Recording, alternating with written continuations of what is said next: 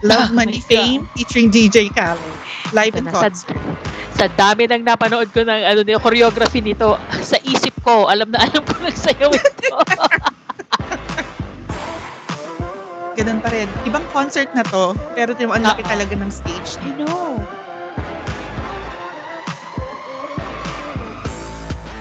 Saka nakakatawa kasi parang for this comeback, yung outfits nila, mas bata. I mean, pag nakita mo yung suot nila compared dun sa Maestro. Oo nga, ito kasi It makes you realize ang bata pa rin naman nila. Totoo. The oldest, barely 30. So parang, oo nga.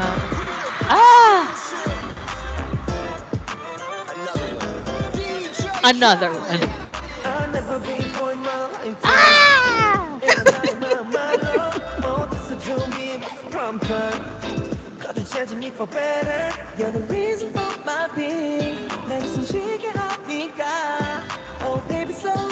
iniisip ko kung sino ang favorite part ko dito.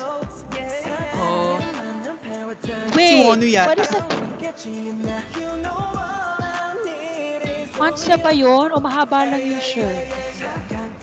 Sino?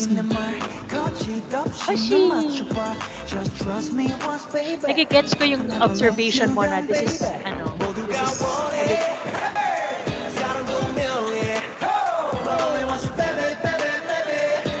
parang alam DK. Ako sa ankle shorts niya.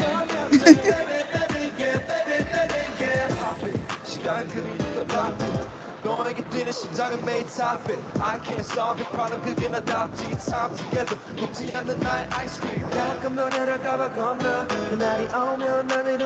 Yes. Iba ang aura nga nila dito. Parang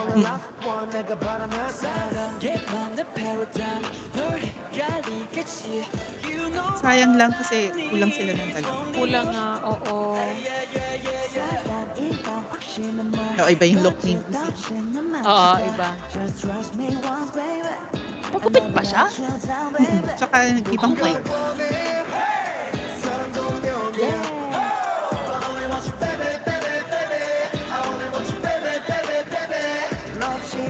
Isang part.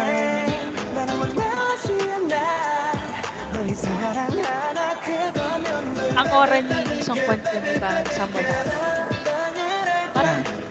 Parang siya yung mabait na friend. Oo. Parang siya yung mabait na friend na ano yan, Sa kanilang lahat nga, kung papipiliin ako, isa lang ang pwede ko maging kaibigan. Siya. Kumbaga may mga bias ako, pero kung papipiliin ako, talagang isang choice lang. Song Kwan. Yun ang aura niya. Oo. Either siya or si Hoshi talaga.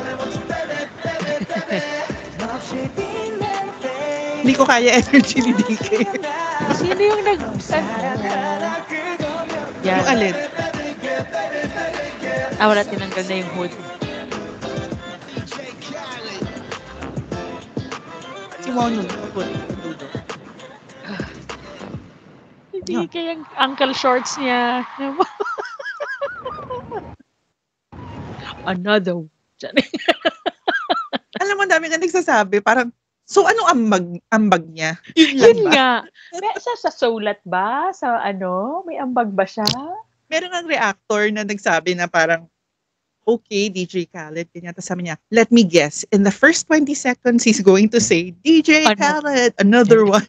Tapos tinignan niya, pinlay niya. Tapos, nung pumunta doon sa part na yun, pinos niya, 22 seconds. Sabi niya, yes! Another one. Tapos yung MV, it ended that way, di ba? Yung doon sa bench, another one. Sabi nga, ano yung binayaran siya para lalo doon sa mga part na yun? Pwede namang wala siya. Another one. Pero siguro kasi it's the vibe, no? It's Parang the vibe. Oo. Iba-iba nga yung vibe nitong Hindi ko ma-pinpoint. I don't wanna say young-ish kasi it's not a young, exclusive to young, Iba lang yung look nila. Parang mas chill, mas chill. Oo. mas normal. Normal nung maestro diba? Parang pero nakakalungkot, no? Kita mo kulang talaga. But anyway, it's life. That's what they're, ganun talaga. Ganun talaga.